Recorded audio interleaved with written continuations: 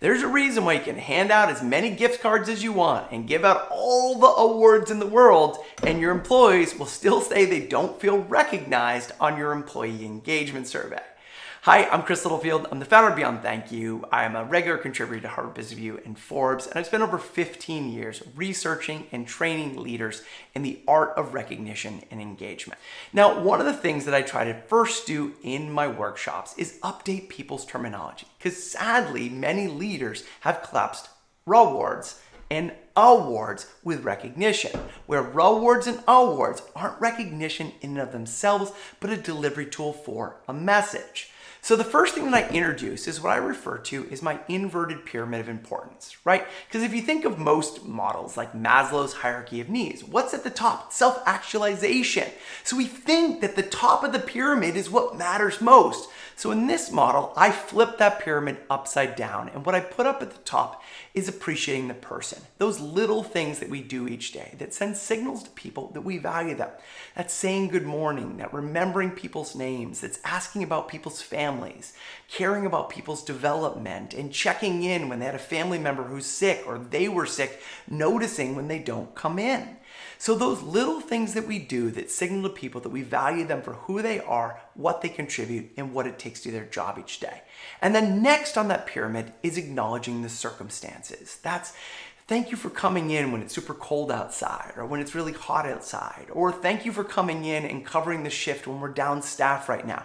It's showing that you as a leader are aware of the circumstances in which your people are working in. It's coming in and saying, hey, I know we're down staff. Let me come in and cover you so you can take a break. But it's being aware how the internal circumstances, the external circumstances, and people's personal circumstances are impacting them. And that requires you as a leader to be self-aware and be paying attention to those circumstances. And that's extremely important for signaling to people that we value them.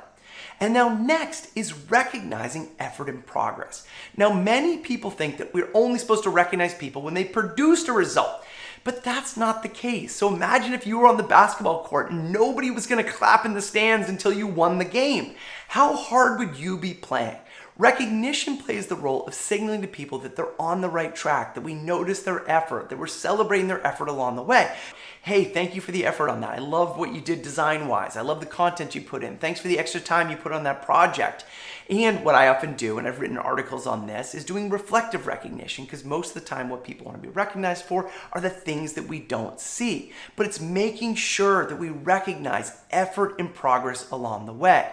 And then there's rewarding results. And rewarding results may be somebody accomplishes something during a certain deadline or hits a certain target, and then we're going to reward them for that performance or that result that they produced, and then we award people for standout results. Maybe somebody goes way above and beyond, or they land an absolutely huge contract, or they exemplify the values of our company, and then we nominate them for an award in our company for their standout results or standout performance.